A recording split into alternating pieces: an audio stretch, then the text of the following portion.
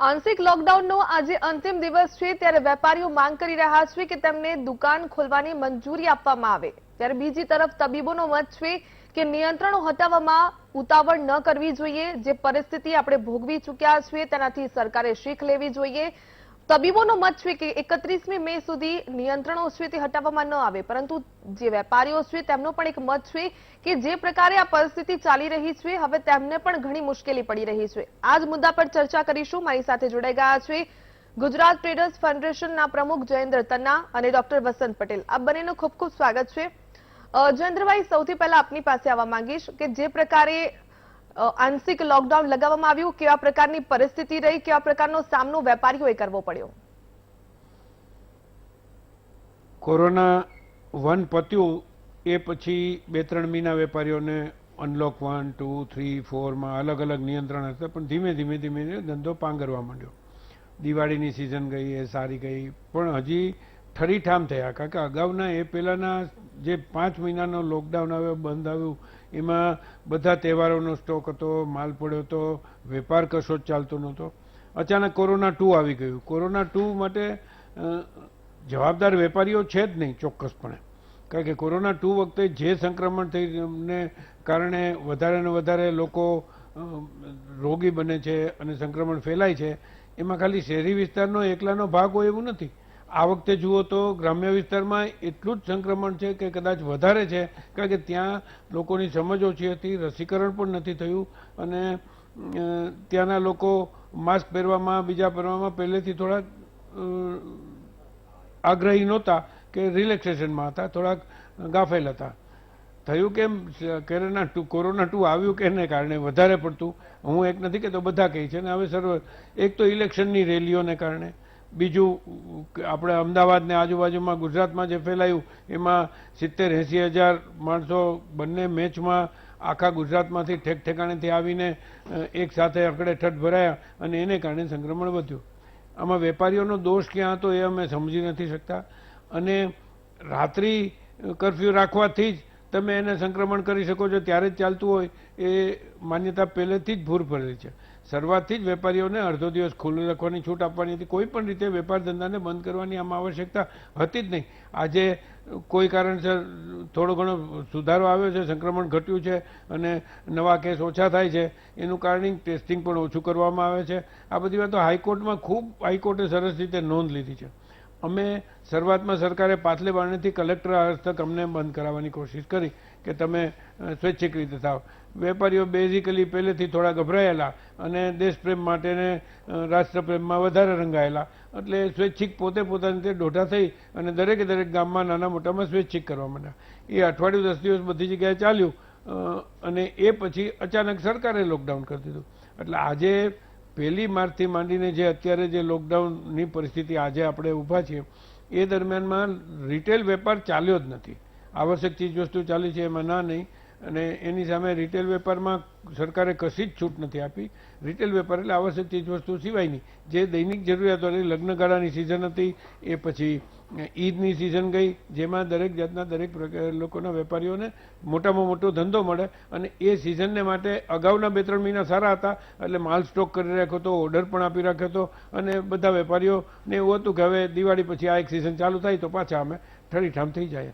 ત્યાં અચાનક સરકારે દર અઠવાડિયે એક અઠવાડિયું વધારવાની જાહેરાતો કરવા માંડ્યા અને વેપારીઓની ધીરતાનો અંત આવી ગયો, એમની ધીરજનો અંત આવી ગયો। એટલે અત્યારે ગુજરાતના 6 કરોડની વસ્તીમાં ઓછામાં ઓછા 30થી 40 કરોડ વેપાર, 30%-40% વેપારીઓ ગણવા જોઈએ તમારે, કારણ કે વેપારીઓની દુકાનદાર છે રજીસ્ટર થયેલા એટલા જ નથી, એની સાથે એક વેપારી સાથે 4-4, 5-5 કુટુંબો નમે છે।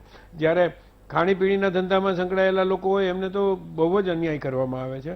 એમને રાત્રે મહારાષ્ટ્રમાં આટલું ખરાબ પરિસ્થિતિ, આપણા કરતાં મુંબઈમાં વધારે, તો પણ 24 કલાક માટે ઓનલાઈનનો ધંધો ડિલિવરી કરી શકે, હોમ ડિલિવરી, ખાણીપીણીને રેસ્ટોરાં છે, બીજા બધા છે, એવી વ્યવસ્થા હતી। જ્યારે એ વ્યવસ્થા આપણે અમદાવાદમાં એ પણ નથી। 8 વાગ્યાથી બંધ એટલે બંધ, 8 વાગ્યા પછી કશું જ નહીં, તો 8 વાગ્યાથી સાંજે 5 વાગે તો મેઇન ધંધો થાય બપોર પછીના રેસ્ટોરાંનો, લંચ સિવાયના, અને એ પણ રેસ્ટોરન્ટમાં તો જમવાની મનાઈ જ હતી। સરકારે એ તો ડાઇનિંગની ના જ પાડતી હતી કે એ પણ તમે ટેક અવે અને ડિલિવરીની જ રીતે ધંધો કરી શકો.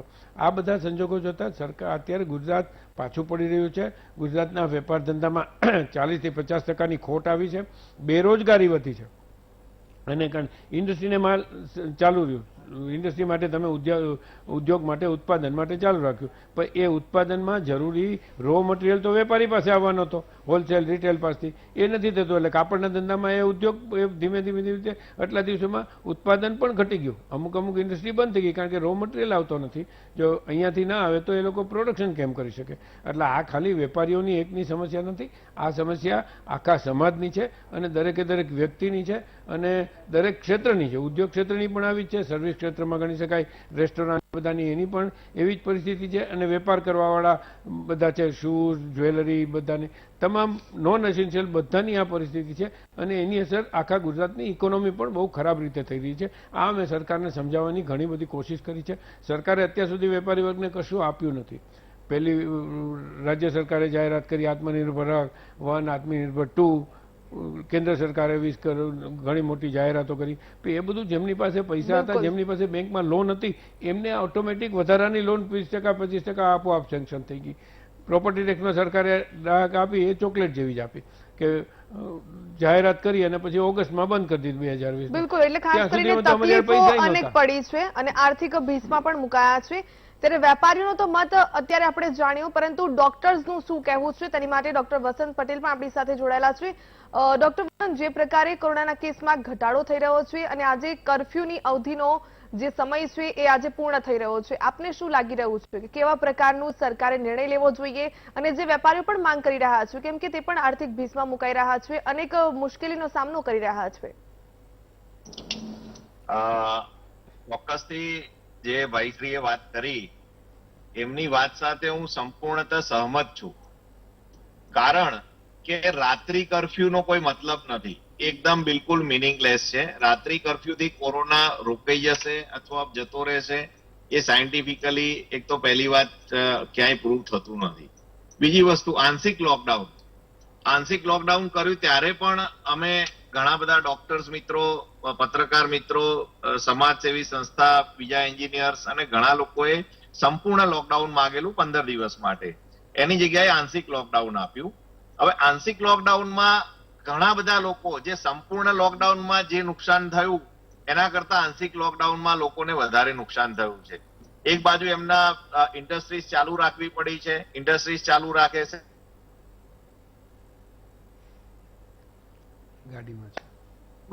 મહારાષ્ટ્ર અને બીજા બધા રાજ્યોમાં બધે બંધ છે, લોકડાઉન છે, એટલે એમનો માલ ટ્રાન્સપોર્ટેશન બંધ છે બધું. એટલે એ લોકો તો બધી બાજુથી ભીસમાં છે આંશિક લોકડાઉનમાં. એટલે ચોક્કસથી લોકડાઉન વધારવું કેમ?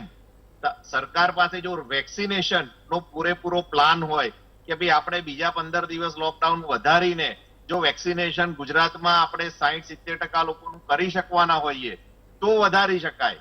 નહીં તો મારું એવો ચોક્કસ મત છે કે ભાઈ ઘણા ટાઈમથી રાત્રિ કર્ફ્યુ, છેલ્લા 22-23 દિવસથી આંશિક લોકડાઉન, એના કારણે જે પ્રજાની આર્થિક મુશ્કેલીઓ ખૂબ જ વધી છે. જે નાના લોકો ડોક્ટર પાસે જયારે દવા લેવા આવતા ત્યારે એ લોકો પોતાની આપવીતી પણ કહેતા હોય છે અમને, ત્યારે ચોક્કસ ખૂબ જ ગંભીર પરિસ્થિતિમાં નાના વેપારી, ઉદ્યોગપતિ અને સ્મોલ સ્કેલ ઇન્ડસ્ટ્રીઝ અને બીજી મોટી ઇન્ડસ્ટ્રીઝ બધા મુશ્કેલીમાં તો છે જ.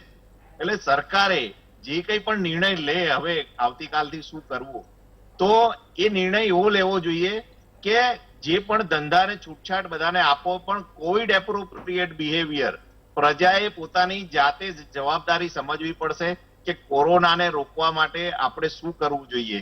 એ એસઓપી છે કે ભાઈ સોશિયલ ડિસ્ટન્સ, માસ્ક, સેનિટાઇઝેશન પ્રજાએ સમજવું પડશે. સરકાર ક્યાં સુધી બધું કરીને આપશે? સરકાર કેટલા લોકડાઉન લાવશે, કેટલા આંશિક લોકડાઉન લાવશે અને કેટલા દિવસ રાત્રિ કર્ફ્યુ લાગશે? એટલે રાત્રિ કર્ફ્યુના કારણે તો જે રાત્રિ જે લોકોના ધંધા, હોટલ બિઝનેસ વાળા છે, રેસ્ટોરન્ટ વાળા છે, એ તો પાયમાલ જ થઈ ગયા છે. અને જે આંશિક લોકડાઉનમાં જે આવશ્યક ચીજ વસ્તુ સિવાયના એ બધા જ ધંધાવાળા આજે ખૂબ આર્થિક ભીસમાં છે. એટલે લોકડાઉન ને રિલેક્સેશન આપવું જોઈએ એવું બિલકુલ ડોક્ટર વસંત, જે પ્રકારે વેપારીઓની તો વ્યથા છે, પરંતુ એઝ અ ડોક્ટર આપ માનો છો કે અત્યારે નિયંત્રણો હટાવી લેવામાં આવે તો ઉતાવળ ભર્યો નિર્ણય કહેવાશે? કેમ કે જે પરિસ્થિતિને કાબુમાં લેવામાં જે સમય લાગ્યો છે તેનાથી સરકારે શીખ લેવી જોઈએ. એમ્બ્યુલન્સની કતારો, વેન્ટિલેટર, ઓક્સિજન માટે જે દર્દીઓને રાહ જોવી પડતી હતી તે પણ ખૂબ મોટો મુદ્દો છે. આનો જવાબ આંશિક લોકડાઉનનો આજે અંતિમ દિવસ છે, ત્યારે જે પ્રકારની સ્થિતિ વેપારીઓએ વર્ણી છે કે કેવા પ્રકારની તેમને મુશ્કેલીઓ પડી રહી છે, ત્યારે ડોક્ટર્સ પણ કહી રહ્યા છે કે નિયંત્રણો હટાવવામાં ઉતાવળ ન કરવી જોઈએ. ડોક્ટર વસંત આપણી સાથે જોડાયેલા છે. ડોક્ટર, જે પ્રકારે આપણે એમ્બ્યુલન્સની કતારો જોઈ છે, જે પ્રકારે ઓક્સિજનની અછત જોવા મળી, કે દર્દીઓને વેઇટિંગમાં રહેવું પડતું હતું કલાકોના કલાકો સુધી, આ પ્રકારની સ્થિતિ નિયંત્રણમાં લેતા ઘણો સમય લાગ્યો છે. ફરી એકવાર જો આ પ્રકારના આંશિક લોકડાઉન હટાવી દેવામાં આવે, નિયંત્રણો હટાવી દેવામાં આવે, તો શું લાગી રહ્યું છે કે ફરી એકવાર ત્રીજી લહેરને સામેથી નોતરું આપી રહ્યા છીએ આપણે? ચોક્કસથી આપણે જે આંશિક લોકડાઉન અને રાત્રિ કર્ફ્યુ છે એમાં સ્ટેપ વાઇઝ રિલેક્સેશન આપવું ખૂબ જરૂરી છે. કારણ કે તમે આપણી પાસે વેક્સિન અત્યારે અવેલેબલ નથી, તો લોકડાઉન તમે ક્યાં સુધી એક્સટેન્ડ કરશો? વેક્સિનેશન એ જ આનો એકમાત્ર ઉપાય છે કે 80% લોકોને વેક્સિનેશન થશે ત્યારે આપણામાં હર્ડ ઇમ્યુનિટી તરફ આપણે આગળ વધી શકીશું અને લોકોને પ્રોટેક્શન મળશે. અત્યારે વેક્સિન આપણી પાસે અવેલેબલ નથી, તો આપણે લોકડાઉન કેટલા સમય સુધી ચાલુ રાખીશું? એક મોટો પ્રશ્ન છે સરકાર માટે. એટલે ચોક્કસથી ટાઈમ બાઉન્ડ કે ભાઈ કોઈ પણ વેપાર વાળા છે કે ભાઈ એને 4 થી 5 કલાક જ હમણાં થોડાક સમય માટે વેપાર માટે છૂટછાટ આપવી જોઈએ વિથ કોવિડ એપ્રોપ્રિએટ બિહેવિયર. વેપારી અને ગ્રાહક બંને માટે ખૂબ કડકથી પાલન થાય એ પણ જોવું રહેવું, અને પ્રજાએ પોતાની જવાબદારી સમજવાની છે કે જ્યારે કોરોનાની બીજી લહેરમાં પ્રજાએ પોતાના ઘણા બધા સ્વજનો ઓક્સિજન વગર હોસ્પિટલમાં દાખલ થયા વગર ઘણા બધા લોકોના મૃત્યુ થયા છે, લોકોએ જોયું છે, અનુભવ્યું છે. તો પ્રજાએ આમાંથી ખૂબ મોટી શીખ લેવાની જરૂર છે કે ભાઈ જો લોકડાઉનમાં રિલેક્સેશન મળે છે તો આપણે છતાં પણ આપણે ઘરની બહાર કામ વગર નીકળવું નહીં, અને જ્યાં સુધી આપણે વેક્સિનના 2 ડોઝ લઈ લઈએ છીએ ત્યાં સુધી આપણે ખૂબ જ કાળજી લેવાની જરૂર છે. બિલકુલ, વેક્સિનેશન અત્યારે એક જ માત્ર ઉપાય છે કહી શકાય. જયેન્દ્રભાઈ, જે પ્રકારે કોરોના છે તે પણ ફરી એકવાર જે આપણે પરિસ્થિતિ જોઈ તેનું નિર્માણ ન થાય, ત્રીજી લહેરને નોતરું ન આપીએ તેવું ના બને, અને જે પ્રકારે વેપારીઓ પણ આર્થિક ભીસમાં મુકાયેલા છે, મુશ્કેલીમાં મુકાયા છે, તેમનું પણ કોઈ સમાધાન આવી શકે, કેવા પ્રકારની આશા અપેક્ષા સરકારની પાસે રાખી રહ્યા છો કે કેટલા સમય તમને આપવામાં આવે? અમારી માંગણી તો એવી છે કે તમામ વેપાર ધંધાને છૂટ આપવામાં આવે, દરેકે દરેક પ્રકારના કોઈ જાતના ભેદભાવ વગર. સરકારને હજી એવું લાગતું હોય અને મેડિકલ ફ્રેટર્નિટીનો એવો મત હોય કે હજી થોડું ઘણું કંઈ ને કંઈ કંટ્રોલ કરવું જરૂર છે, અને વેપારી તરીકે અમે સમાજમાં ફરીએ છીએ અને અમે સમાજનું જાગૃત અંગ છીએ, અમે સમજીએ છીએ. કારણ કે અમે અત્યારે ઘણા લોકો અમારામાંથી ઓક્સિજનની, ટિફિન સેવા, બધી જાતની સેવાના કાર્યમાં વેપારીઓ જોડાયા છે. એટલે કોરોના 2ની ગંભીરતા કોઈનાથી અજાણી નથી. શરૂઆતમાં અમે જ સ્વૈચ્છિક લોકડાઉનની વાત કરી હતી ને, પણ શરૂઆત ક્યાંથી થઈ કે જ્યારે રાજકારણીઓએ એમ વિચાર્યું કે આમાં કંઈ નથી, ત્યારે લોકો ઉપરનું જે કોરોના 1નું જે પ્રેશર હતું ને એ ધીમે ધીમે ઓછું થઈ ગયું. કારણ કે એમની રહેણીકરણીની ઉપરથી જ લોકોને ધ્યાન આવ્યું કે આ લોકો છૂટથી ફરે છે, માસ્ક પહેરતા નથી, આટલી મોટી રેલીઓ કરે છે, તો અમને શું વાંધો. આ ત્યારથી સૌથી પહેલું ફેક્ટર આ છે કે જેણે કોરોનાની વાતને હળવાશથી લેવાની શરૂઆત વેપારીઓ કે સામાન્ય પ્રજાએ કરી. હવે પરિસ્થિતિ એ આવી છે કે હવે બીજી વારની વાત છે, આમાં કોઈ કરતા કોઈ સામાન્ય રીતે સમજે એમ નથી. કેટલાય વેપારીઓના કુટુંબીજન કેવી રીતે વયા ગયા છે કે આખા ગુજરાતના, હું તો એમ કહું છું કે જો કોઈ એક પણ સરનેમ કે એક કુટુંબ હોય તો એમાં કોઈ કાકા, મામા, બાપા ક્યાંક ને ક્યાંક કોઈને કોઈ એના કુટુંબમાં એકાદ જણ કોરોનાને મળ્યું છે, અને કોરોનામાં સારવાર નથી મળી એને માટે મળ્યું છે. કોઈને ઓક્સિજન નથી મળી, કોઈને વેન્ટિલેટર નથી મળ્યા, કોઈને હોસ્પિટલમાં જગ્યા નથી મળી, કોઈ સમયસર પહોંચી નથી. એટલે જયેન્દ્રભાઈ એમ કહી શકાય કે સમગ્ર બધી દુકાનો ખોલી દેવામાં આવે, પરંતુ વેપારીઓ પણ ધ્યાન રાખશે અને પ્રજાએ પણ ધ્યાન રાખવું જોઈએ. હું વાત કરું છું એટલે હજુ બીજી વાત એ કરું છું, ડોક્ટરોની જે વાત છે એમાં અમારે માનવી પડે ને, એ પણ અમારી સાથે અમારા હિત માટેની જ વાત કરે છે. શક્ય હોય તો સરકાર 3 વાગે બંધ કરે, 4 વાગ્યા સુધી ચલાવે. આ ખાણીપીણીના ધંધાને 24 કલાક માટે હોમ ડિલિવરી કે 11 વાગ્યા સાથે હોમ ડિલિવરી માટેની સર્વિસ આપે, અમારી પહેલી માંગણી.